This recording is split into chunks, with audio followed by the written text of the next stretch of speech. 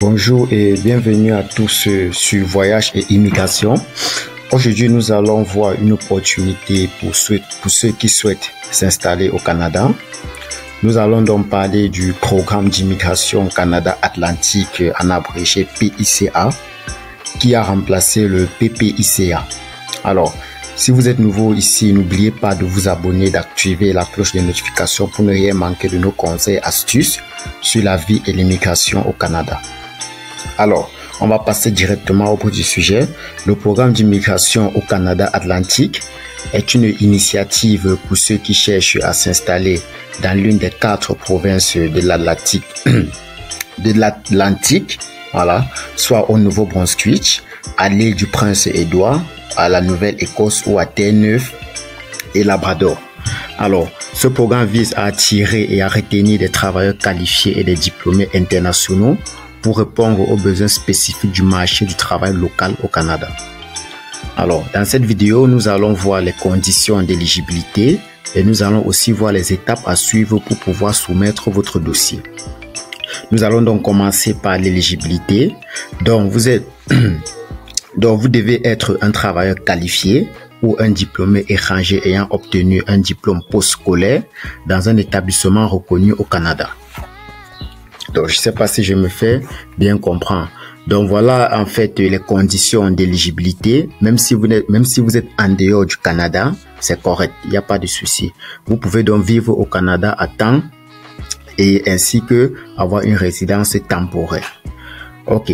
Concernant le travail pour les travailleurs qualifiés, vous devez accumuler au moins ces 1560 heures de visionnage, 1560 heures de travail rémunérées sur 5 ans. Donc, je dis sur 5 ans, c'est-à-dire les 5 dernières années. Ce travail peut être à temps partiel ou à temps plein et doit être effectué légalement soit au Canada ou à l'extérieur du Canada, c'est-à-dire à l'étranger. Les heures de travail de bénévolat ou de stage ne sont pas comptées parmi ou bien ne font pas partie des 1560 heures qui est demandé. Nous allons donc voir les catégories professionnelles éligibles pour ces programmes. Donc, votre emploi doit appartenir à une catégorie de la CNDP, CNP pour classification nationale des professions. Donc, ça doit appartenir à la CNP 2021. Toutes les professions FER 0 pour ceux qui font dans la gestion, FEER profession nécessitant un diplôme universitaire, FEER 1, 2, 3 emploi technique et métiers spécialisés ou encore FEER poste intermédiaire. Donc, ce sont ces catégories-là qui sont intéressées par ce programme. Donc, si vous êtes si votre profession fait partie de cette catégorie, alors vous êtes au bon endroit. Les catégories 5 n'en font pas partie. Alors, parlons maintenant des expériences pour les diplômes étrangers. Les diplômes étrangers d'un établissement postsecondaire reconnu au Canada. Donc,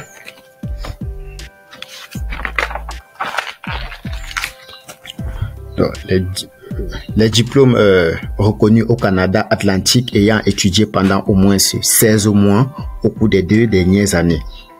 Ayant obtenu au cours des 2 dernières années.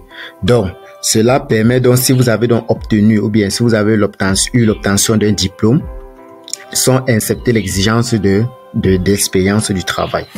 Ok.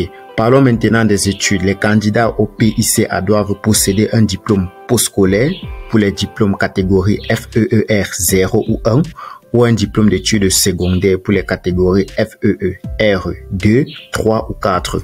Si le diplôme a été obtenu à l'extérieur du Canada, une évaluation des diplômes d'études est nécessaire. Et vous allez le faire au niveau du West. Bon, pour ceux qui s'y connaissent le West, si vous voulez, je pourrais vous faire une vidéo pour vous montrer comment faire l'équivalence ou bien de vos diplômes en fait à partir de West. Ensuite, nous allons donc parler des compétences linguistiques de votre catégorie d'emploi. Vous devez avoir au moins le niveau 5 si votre emploi est dans la catégorie 0, 1, 2 ou 3. Et si votre emploi est dans la catégorie 4, vous devez avoir le niveau 4 dans les tests de langue que vous allez faire.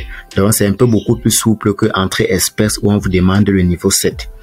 Maintenant, nous allons donc voir les fonds dont vous aurez besoin ou bien ce qu'on vous demande d'avoir dans votre compte bancaire afin de subvenir à vos besoins dès l'arrivée au Canada.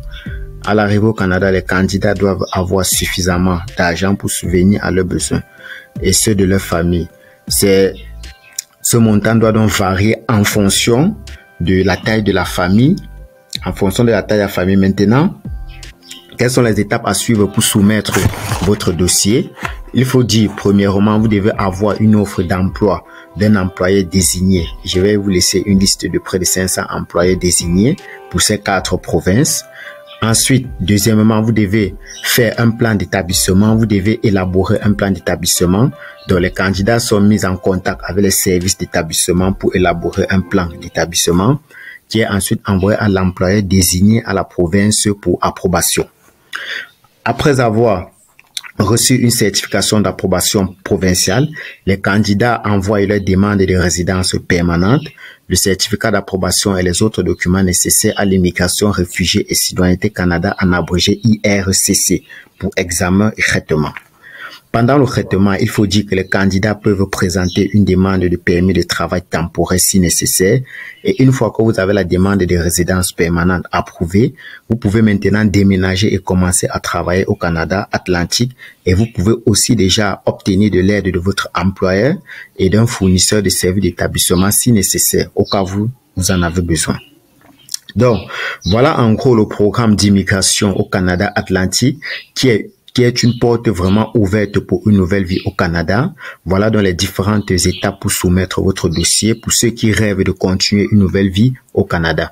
Si vous avez donc des questions ou des conseils, je prendrai le temps de vous répondre cela en commentaire. Je vais vous laisser dans le lien du site de l'immigration qui explique comment fonctionne ce programme.